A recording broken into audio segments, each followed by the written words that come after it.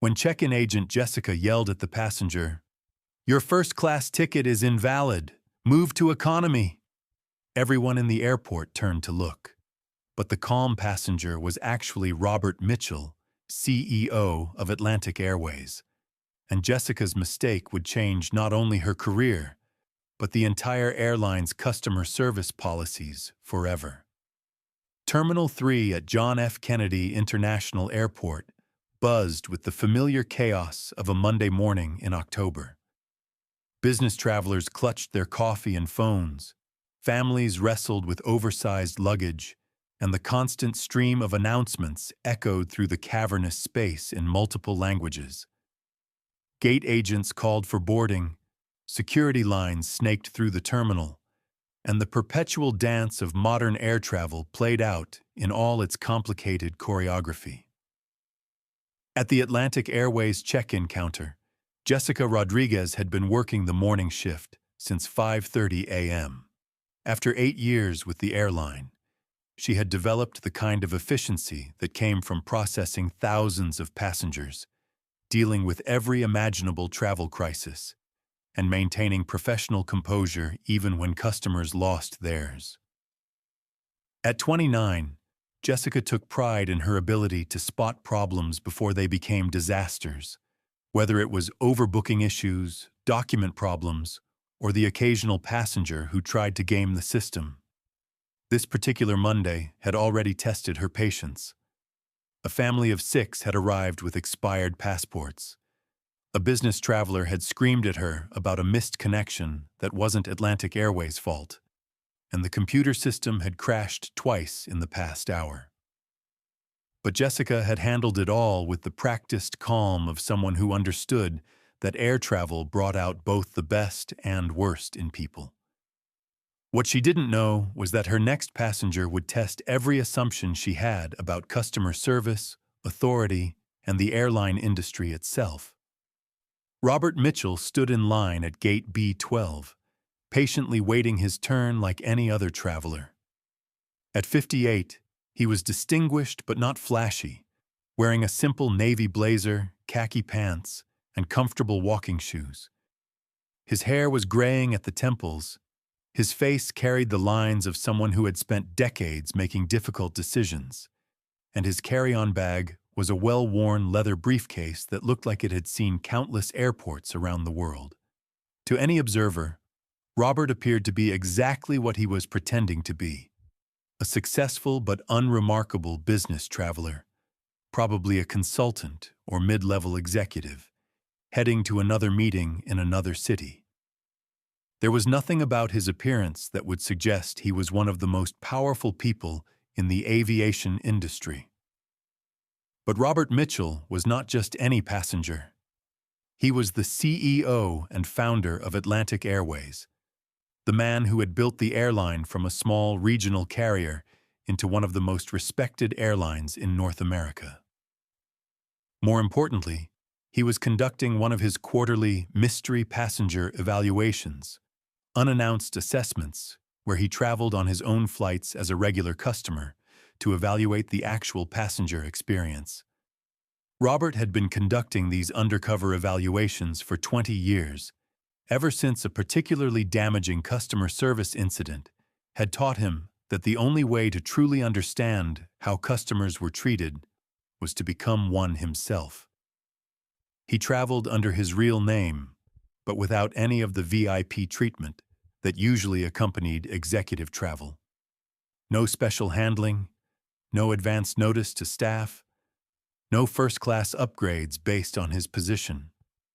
Just the standard experience that millions of passengers received every day. These evaluations had led to some of the most significant improvements in Atlantic Airways customer service over the past 2 decades. Robert had discovered everything from discriminatory treatment of certain passengers to systemic problems with baggage handling, all because he was willing to experience his own airline as an ordinary customer.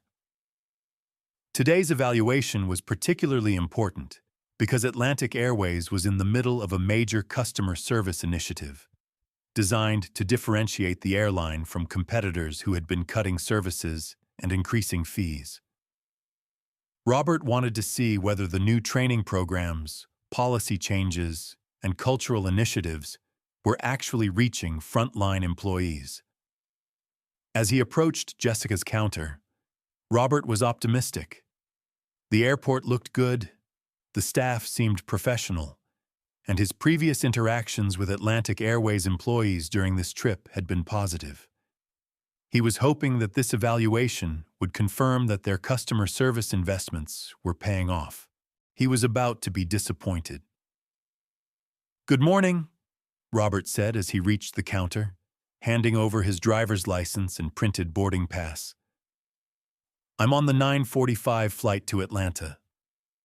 Jessica took his documents without making eye contact, her attention focused on her computer screen as she began the check-in process. She scanned his boarding pass, typed his information into the system, and frowned at what she saw on her monitor. "Mr. Mitchell," she said, her tone already taking on the edge that airline employees used when they suspected a problem. "There's an issue with your reservation." Robert remained calm. "What kind of issue?" Jessica turned her screen toward him, pointing at a section that showed his ticket details. "Your ticket shows first class, but your confirmation number is flagged in our system. This looks like a mistake or possibly a fraudulent booking." Robert looked at the screen, confused. His ticket was legitimate. He had booked it himself through the airline's website using his personal credit card. There should be no flags or issues with the reservation. "I booked this ticket directly through your website 3 days ago," Robert said. "I have the confirmation email and the charge on my credit card. Is there perhaps a system error?" Jessica's expression hardened.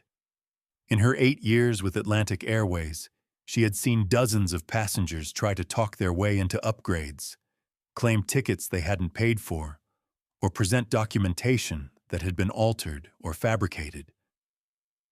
This looked like another one of those situations.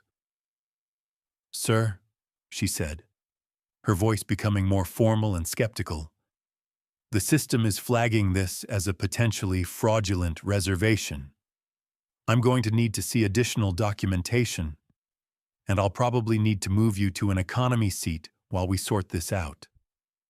Robert maintained his composure, though he was beginning to understand that this was turning into exactly the kind of customer service failure that his evaluations were designed to detect.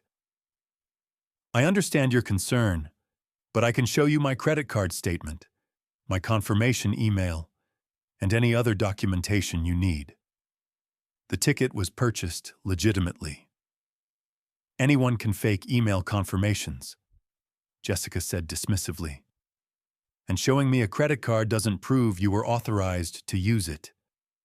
The accusation hit Robert like a physical blow. In her eagerness to prevent fraud, Jessica was essentially accusing him of credit card theft, a serious criminal allegation that she was making based on a computer system flag that she clearly didn't understand.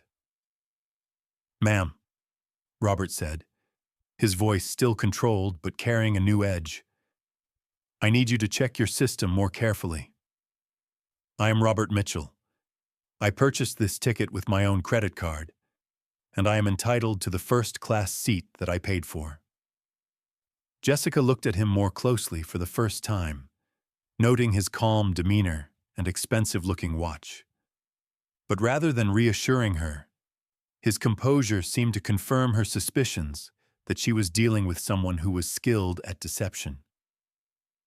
"Mr. Mitchell," she said, her voice rising slightly, "I've been doing this job for 8 years, and I know a fraudulent ticket when I see one. The system doesn't lie. You're either using a stolen credit card, or you've manipulated the booking somehow, or you're trying to upgrade yourself to a class of service you didn't pay for." The accusation was delivered loudly enough that passengers in nearby lines began to turn and stare. Robert realized that he was becoming the center of a very public confrontation. Exactly the kind of humiliating experience that could drive customers away from an airline permanently. "I would like to speak to your supervisor," Robert said quietly. "My supervisor is going to tell you the same thing I'm telling you," Jessica replied.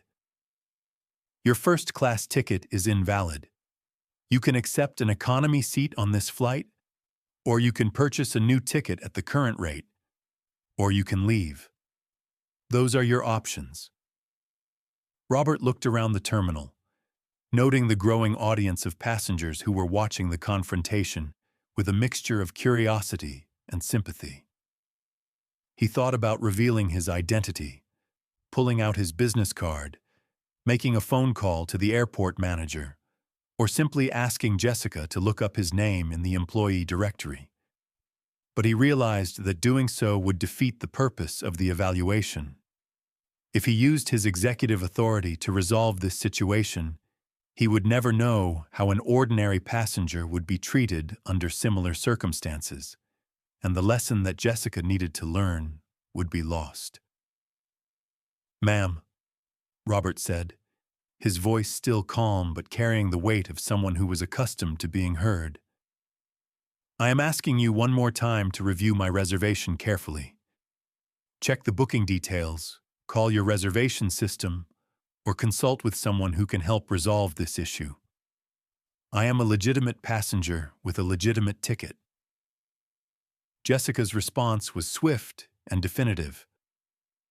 "Sir, I've been patient with you, but I'm not going to continue this conversation. Your first-class ticket is invalid, and I'm not going to help you commit fraud. Security." The word security echoed through the terminal like a gunshot. Conversations stopped, heads turned, and the normal flow of airport traffic slowed as passengers and employees alike focused on the drama unfolding at the Atlantic Airways counter. Robert stood perfectly still, his hands at his sides, his expression unreadable. He was experiencing firsthand what it felt like to be falsely accused, publicly humiliated, and treated like a criminal by an employee of his own company. It was a revelation that cut deeper than any customer complaint or negative review ever could. Two airport security officers approached the counter, their expressions professional but alert. "What's the situation here?" the senior officer asked. Jessica turned to them with obvious relief. "This passenger is trying to use a fraudulent first-class ticket. The system flagged his reservation, and he's refusing to accept an economy seat or purchase a valid ticket." The security officer looked at Robert, taking in his calm demeanor and professional appearance. "Sir, do you have identification and travel documents?" "Of course," Robert said, handing over his driver's license and passport. "I also have the credit card I used to purchase the ticket, the confirmation email, and my boarding pass." The officer examined the documents, then looked at Jessica. "These look legitimate. What specifically is your concern with his reservation?" Jessica pulled up the computer screen again. "The system is flagging his ticket as potentially fraudulent. In 8 years, I've never seen the system make a mistake about this kind of thing." The security officer looked at the screen, though it was clear he didn't have the technical knowledge to interpret the airline's booking system. "Mr. Mitchell, are you willing to accept an economy seat to resolve this situation?" Robert considered the question. As CEO, he could certainly afford to purchase another ticket or accept the downgrade. But as a customer who had paid for first-class service, the suggestion was insulting and unfair. "Officer," Robert said, "I paid for a first-class ticket. I have documentation proving that I paid for it, and I have done nothing wrong. I should not be penalized because of a computer system error or because this employee has made incorrect assumptions about my reservation." The security officer nodded. "I understand your position, sir, but if the airline is refusing to honor your ticket, I can't force them to do so. You can file a complaint with the airline, or you can contact your credit card company to dispute the charge. So your recommendation is that I should either accept being cheated out of services I paid for, or miss my flight while trying to resolve an issue that shouldn't exist in the first place? Robert asked. Before the security officer could respond, Jessica interjected with a tone that had moved from suspicious to actively hostile. Sir, I've been more than patient with you, but this has gone on long enough. You're holding up the line, you're disrupting other passengers, and you're wasting everyone's time. Your first-class ticket is invalid, period. Take the economy seat or leave the airport. The ultimatum hung in the air like a challenge. Robert looked at Jessica for a long moment, noting the certainty in her expression, the complete confidence that she was right and he was wrong. He realized that this was more than just a customer service failure. It was a fundamental breakdown in the values and training that Atlantic Airways was supposed to represent. Ma'am, Robert said quietly, may I ask your name? Jessica Rodriguez, she replied without hesitation, apparently confident that she would be supported by management if this passenger chose to file a complaint. And how long have you been working for Atlantic Airways? 8 years, Jessica said proudly. I know this airline's policies and procedures better than most people. Robert nodded slowly. Ms. Rodriguez, I have one final request. Before you make a final decision about my ticket, I would like you to call your customer service supervisory line and ask them to review my reservation under confirmation number AC4487291. Jessica hesitated. The request was reasonable, and she was confident that her assessment was correct. A call to customer service would confirm that the ticket was fraudulent and vindicate her decision to deny boarding. Fine, she said, picking up her phone and dialing the customer service number. But when they tell me the same thing our system is telling me, you're going to accept the economy seat or leave. Robert waited patiently as Jessica explained the situation to whoever answered the customer service line. He watched her expression change from confidence to confusion to growing alarm as the person on the other end of the phone apparently provided information that contradicted everything she had assumed about his reservation. Are you sure? Jessica asked into the phone. The system is showing... What do you mean VIP status? That's not... Can you repeat that? She listened for another moment, her face growing pale as the full scope of her mistake became clear. Ms. Rodriguez, Robert said gently, would you like to tell me what customer service just explained to you? Jessica hung up the phone with trembling hands. When she looked at Robert, her expression had transformed from hostile suspicion to horrified recognition. Mr. Mitchell, she said, her voice barely above a whisper, customer service says that your reservation is not only legitimate, but that you're listed in our system as the company's CEO. The terminal around them seemed to freeze. The security officers exchanged glances. Nearby passengers stopped pretending not to listen, and Jessica looked like she wanted to disappear into the floor. That's correct, Robert said calmly. I am Robert Mitchell, founder and CEO of Atlantic Airways, and you have just provided me with the most educational customer service experience I've had in 20 years of running this airline.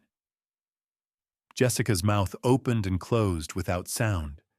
The security officers took a step back, recognizing that they were witnessing something far beyond their jurisdiction. Other Atlantic Airways employees who had been watching from nearby stations moved closer, drawn by the unfolding drama. Mr. Mitchell, Jessica finally managed to say, I had no idea. If I had known who you were, Shakio, you would have treated me differently, Robert interrupted. Which is exactly the problem. Every passenger who approaches your counter deserves to be treated with respect and professionalism, regardless of who they are or what you think you know about their situation. He gestured toward the computer screen that had started this entire confrontation. That system flag that you used to justify accusing me of fraud? It appears when someone books a ticket less than 72 hours before departure and pays with a credit card that has a different billing address than the passenger's home address. I booked this ticket from my office using a corporate credit card. The flag is designed to alert you to review the reservation more carefully, not to automatically assume fraud. Jessica stared at the screen, realizing that she had misinterpreted the very system she claimed to understand perfectly. In 8 years of working for this airline, Robert continued, no one has ever explained to you what that flag actually means. You've been making assumptions about passengers based on incomplete information and inadequate training. He looked around at the growing crowd of onlookers. But the real issue isn't your technical understanding of our booking system. The real issue is that when a customer presented you with legitimate documentation and reasonable explanations, you chose to assume the worst, rather than giving them the benefit of the doubt. Robert's voice remained calm, but there was an unmistakable authority in his tone now. You accused me of fraud, credit card theft, and attempted deception. You called security to have me removed from the airport. You created a public spectacle that humiliated me in front of hundreds of other passengers. And you did all of this because you decided you knew more about my situation than I did. Jessica was crying now, tears streaming down her face as the full magnitude of her mistake became clear. Mr. Mitchell, I'm so sorry. I was just trying to protect the airline from fraud. I thought I was doing my job. You were doing your job, Robert said, but you were doing it badly, and that's not entirely your fault. He turned to address the crowd that had gathered, speaking loud enough for everyone to hear. Ladies and gentlemen, I apologize for the disruption to your travel experience this morning. What you've witnessed here is a failure of training, communication, and customer service that reflects poorly on Atlantic Airways and personally on me as the leader of this company. The crowd listened in fascination as one of the airline industry's most powerful executives addressed them directly in the middle of a busy airport terminal. Ms. Rodriguez made serious errors in judgment today, Robert continued, but she made those errors because our company failed to provide her with adequate training, clear procedures, and the kind of corporate culture that puts customer service above bureaucratic convenience. He turned back to Jessica. Ms. Rodriguez, you are not fired. You are going to be retrained, and you are going to help me fix the problems that led to this situation. Because if our systems and training had been better, this would never have happened. Jessica looked up at him in disbelief. You're not firing me? I'm promoting you, Robert said, to a new position in our customer service training department, where you'll work directly with me to ensure that no other passenger ever experiences what I experienced today. The crowd began to murmur with surprise and approval. This wasn't the vindictive confrontation they had expected. It was something closer to a masterclass in leadership and organizational accountability. But first, Robert said, pulling out his phone, I'm going to make some immediate changes. He dialed a number and waited for someone to answer. This is Robert Mitchell. I need you to ground all Atlantic Airways flights system-wide for the next 2 hours. Yes, I said system-wide. We're going to conduct an emergency customer service training session for every employee who interacts with passengers. The crowd watched in amazement as the CEO of a major airline essentially shut down his own operation to address a customer service problem.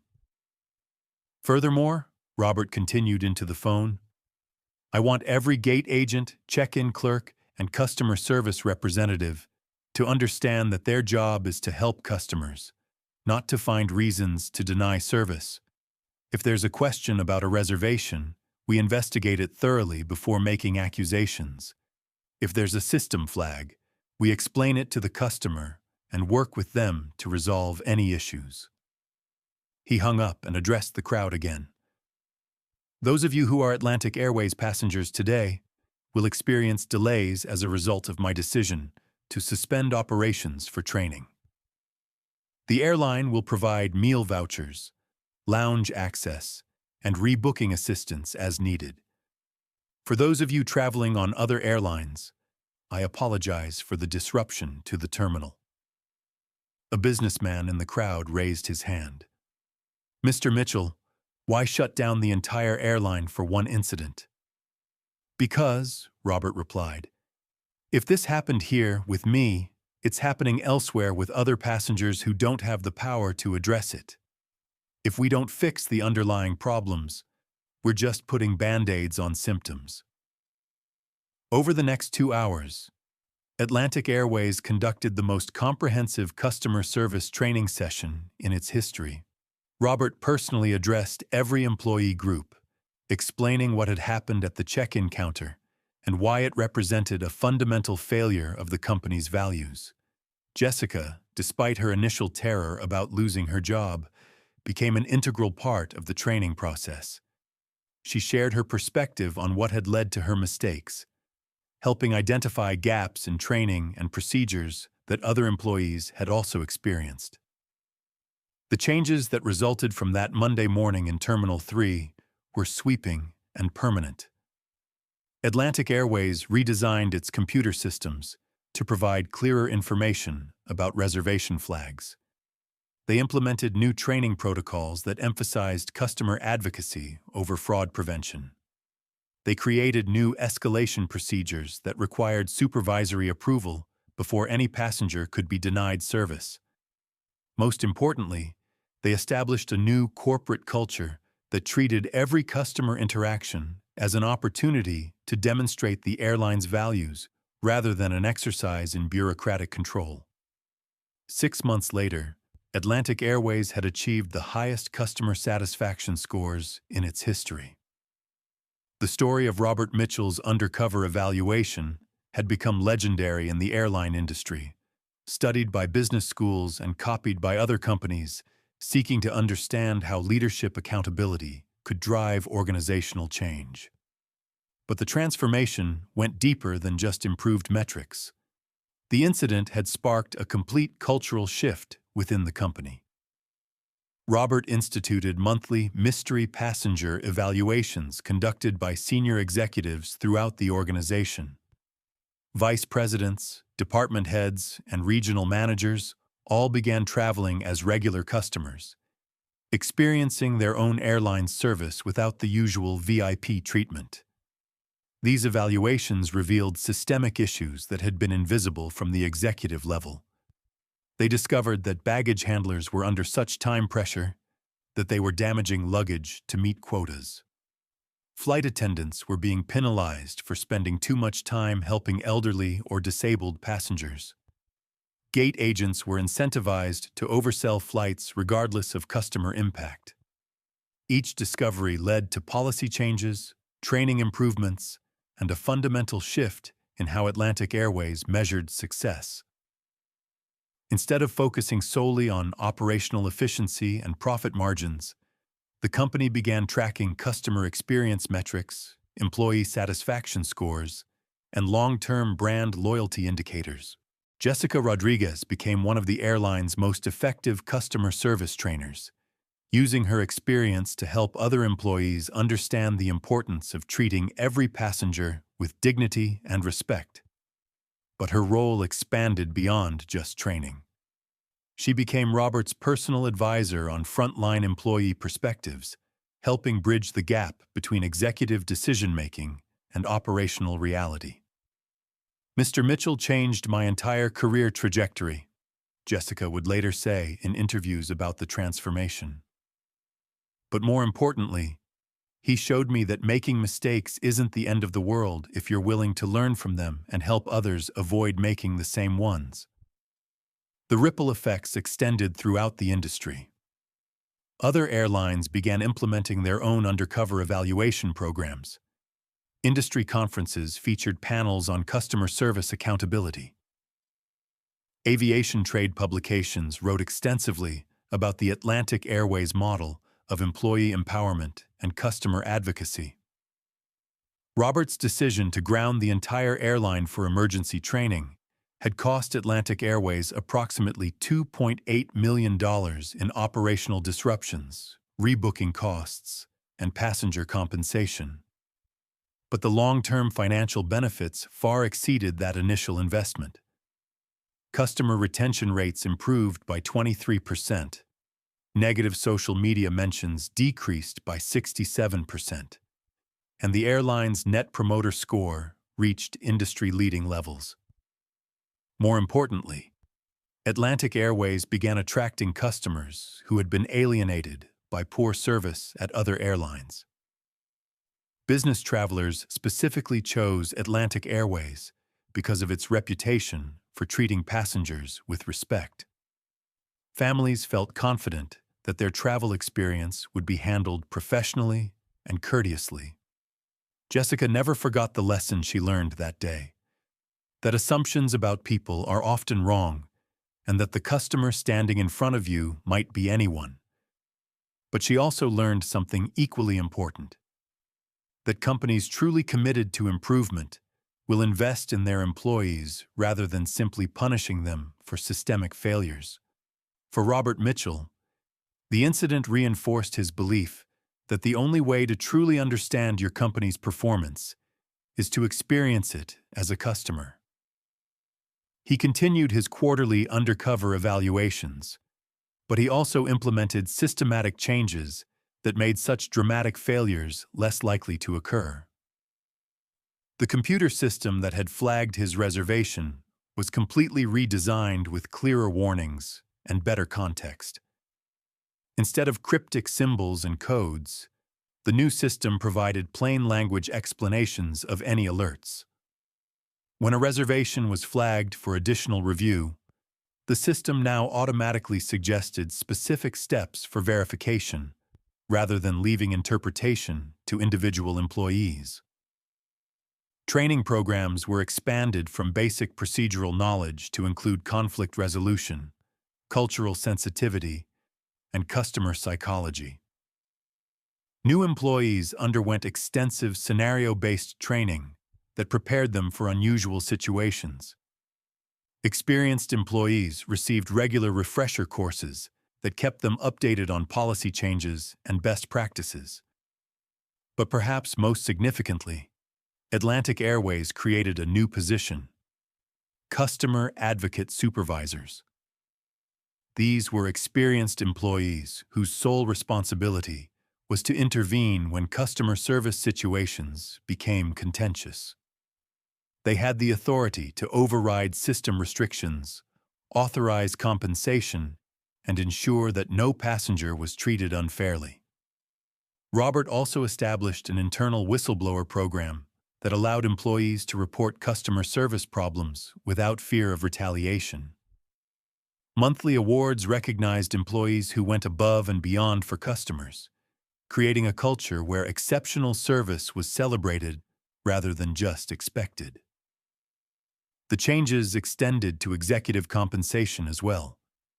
Senior leadership bonuses became tied not just to financial performance, but to customer satisfaction metrics, employee retention rates, and successful resolution of customer complaints.